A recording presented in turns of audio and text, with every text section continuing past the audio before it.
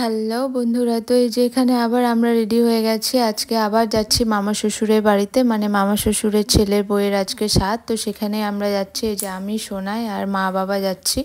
সোনাইয়ের বাবা যাবে না, কারণ ও বলছে দুদিন আগেই ঘুরে আসলাম, তো ওই জন্য আর ও যাবে না।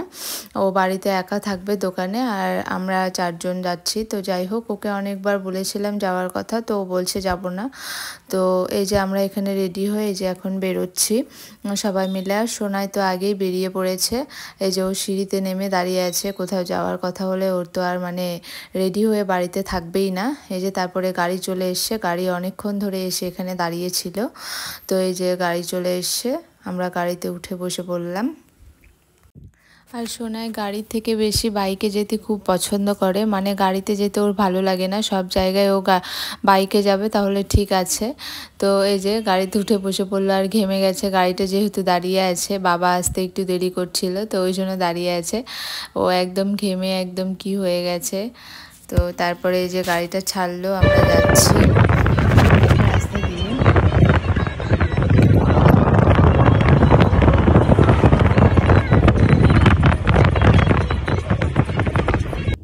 তো তারপরে এই যে মাঝ রাস্তায় যেতে যেতে বৃষ্টি চলে এসেছিলো, অনেকটাই জোরে বৃষ্টি এসেছিলো। বাইরের পরিবেশটা খুব সুন্দর লাগছে। আর সোনাইকে একটা কলা খাইয়ে দিলাম, কারণ ও অনেক সকালে খেয়েছিল, খিদেও পেয়ে গেছিলো ওই জন্য। তারপরে আমি একটু রক্ত দিতে গেছিলাম একটা ল্যাবে, মানে আমার শরীরটা কয়েকদিন থেকে একটু খারাপ করছে, তো ওই জন্য রক্ত দিয়ে সব কিছু টেস্ট করার জন্য এখানে গেছিলাম, থাইরয়েড, কোলেস্টেরল এগুলো। তো তারপরে এই যে রক্ত দিয়ে বালুরঘাট থেকে এই যে মামার বাড়িতে চলে এসেছি। আমরা গাড়ি থেকে নেমেছি, আর এত জোরে ঝমঝম করে বৃষ্টি চলে এসছে, আমরা বাড়িতে ঢুকতেই পারছিলাম না। ওখানে একটা দাঁড়ানোর জায়গা ছিল, তো সেখানে দাঁড়িয়েছিলাম সোনাইকে নিয়ে কোলে করে। তারপরে এই যে বাড়িতে ঢুকে গেছি, দেখছি যে ও রেডি হয়ে গেছে।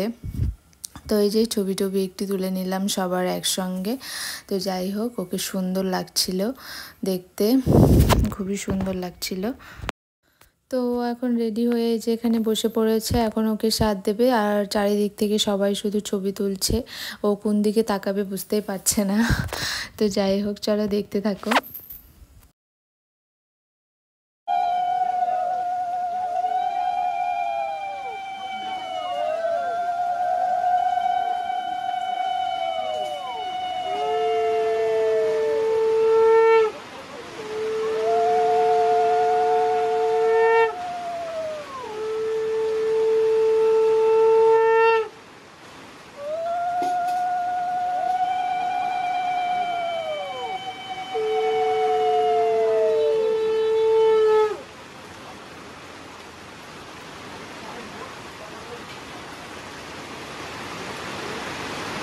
এখন তো খাবে, হ্যাঁ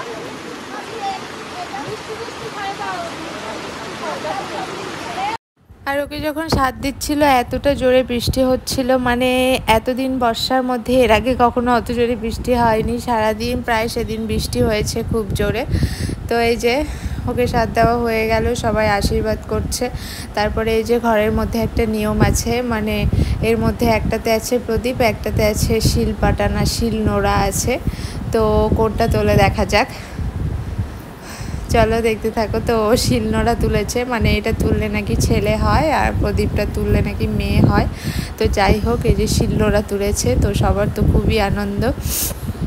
এটা একটা নিয়ম আমাদের মধ্যে। আর তোমাদের কার কার এরকম নিয়ম আছে কমেন্টে জানিও। তারপরে এই যে আমরা বিকেলবেলা যাওয়ার জন্য রেডি হয়ে গেছি, বেশি দেরি করিনি, কারণ অনেকটাই রাস্তা, তো ওই জন্য তাড়াতাড়ি বেরিয়ে পড়েছিলাম। তো যাই হোক, তারপরে এই যে বাড়িতে চলে এসেছি। সন্ধে লেগে আছে, 7টার সময় আসলাম বাড়িতে। তো টাটা।